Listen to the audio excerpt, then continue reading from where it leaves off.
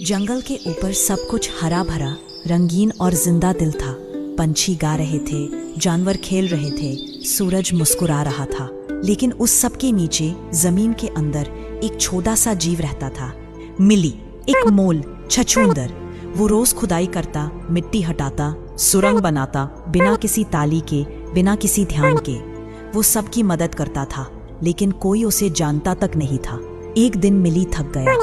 वो पेड़ की जड़ के पास बैठा और बोला, सबको कोई पहचानता है, कोई चंचल को जानता है, कोई वीर को, लेकिन मैं कुछ नहीं हूँ। उसकी आवाज में दर्द और अकेलापन साफ था।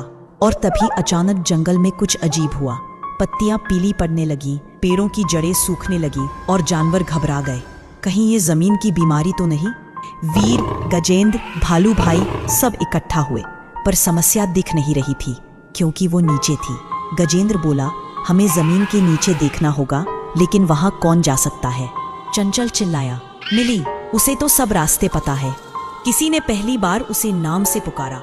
वो थोड़ा डर रहा था, लेकिन चल पड़ा।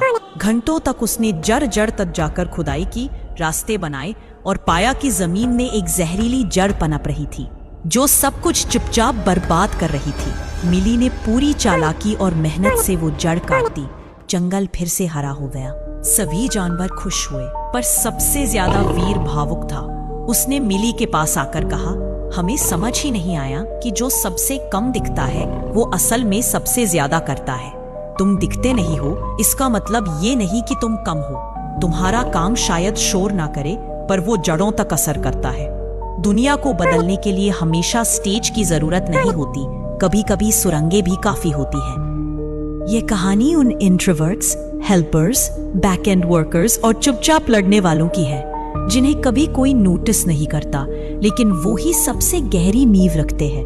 अगर आप भी कभी महसूस करते हैं कि लोग आपको नहीं देखते, तो याद रखिए, दिखना जरूरी नहीं, जरूरी है असर करना।